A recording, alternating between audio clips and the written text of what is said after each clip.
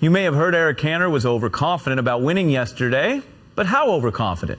Well, instead of campaigning in his district on Election Day like almost all candidates everywhere, he spent the morning at a fundraising meeting with lobbyists in a Capitol Hill Starbucks. Now, the Washington Post reports, quote, over coffee, Cantor assured the group of 20 or so that he would win. He had spent heavily, he told them, with the intention of getting a big margin so he'd show no sign of weakness.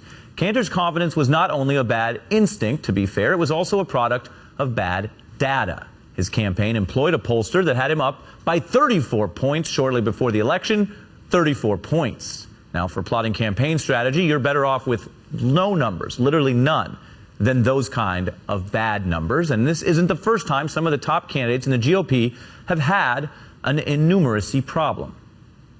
You are standing by your prediction of a Romney landslide?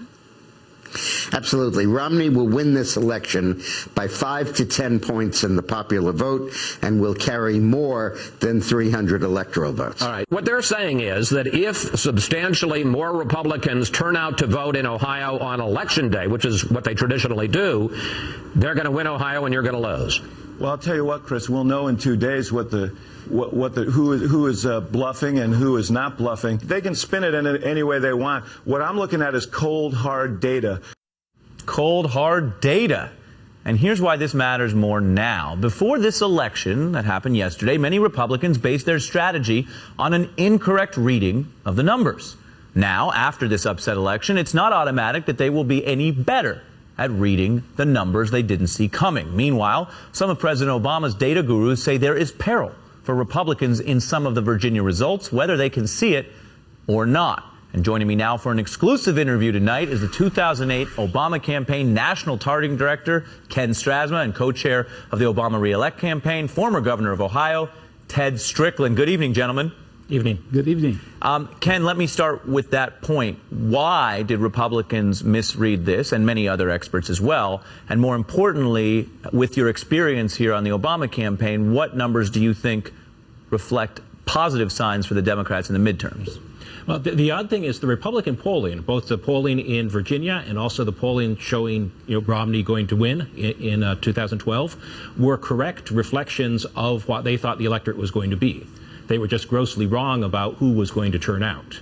So in a low turnout election with about 65,000 votes cast, the increased enthusiasm among the Tea Party base was enough to do in Cantor. If you ask people how likely they are to vote this November, about 80% of the population at large says they're definitely going to vote. Obviously, that's an exaggerated number. But for comparison purposes, people who strongly approve of the Tea Party, 92% of them say they're going to vote. If you ask people how enthusiastic are they more enthusiastic than they were in previous elections?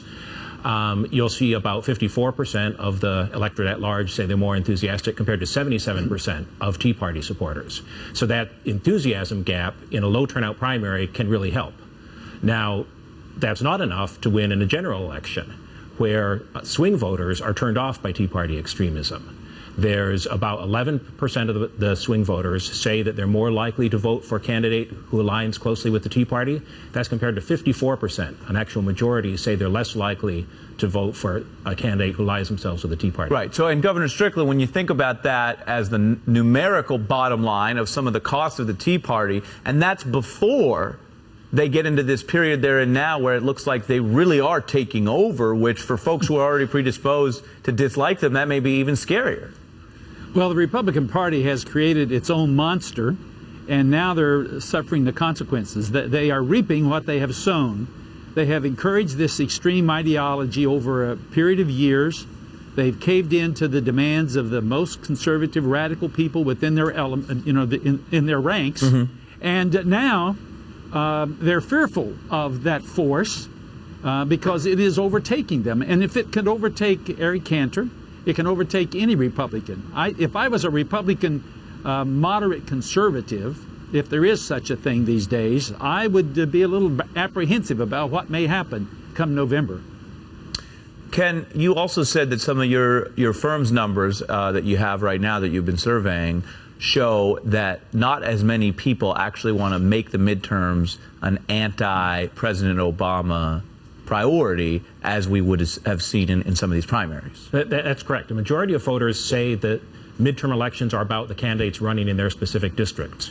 That's very different from people who are strong Tea Party supporters, who by a wide margin do want it to be a referendum on President Obama. And how does that compare to other times where we've had someone running basically the end of the second term, which we know is usually a harder period?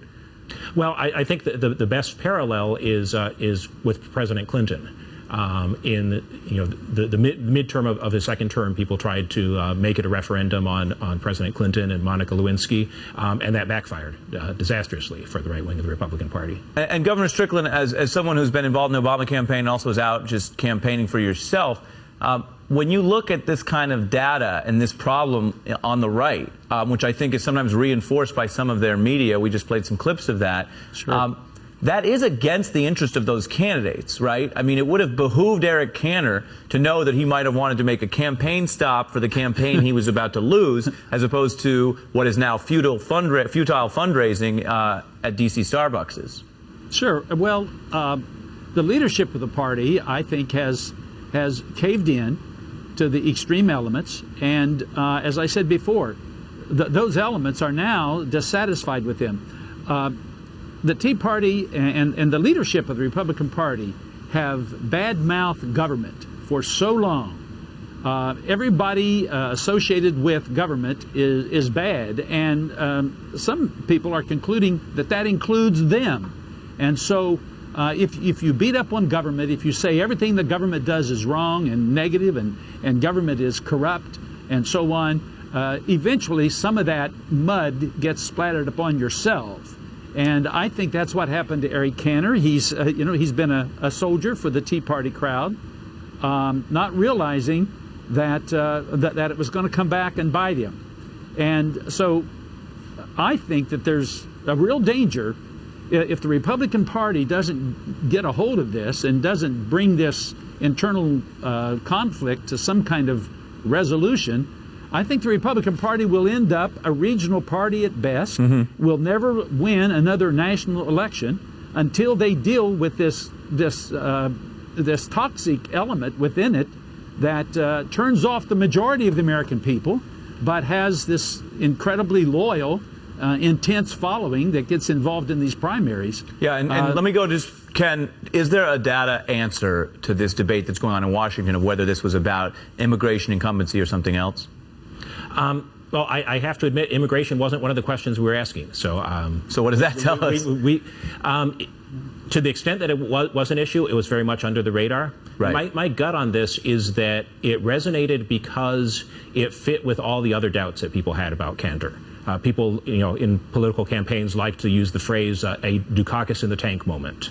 Right. The famous picture of Mike Dukakis riding a tank. There's nothing really wrong with that picture, but it sort of fit with the perception that the Republicans were trying to paint of Mike Dukakis. That is interesting, that it was not only a red-hot issue, which it was for some, but it also fit this idea of him as a sellout who said he was the Tea Party's puppet, but if they could have a true believer or a teammate, they would take that over a puppet, and they were willing to swap him out. I mean, it's a interesting take on it. I hadn't heard. Ken Strasma, former Governor Ted Strickland, thank you both for joining me tonight. And coming up, the president's off-the-cuff response to a question about those terrible school shootings. An exceptional speech. We're going to play it because you should hear it.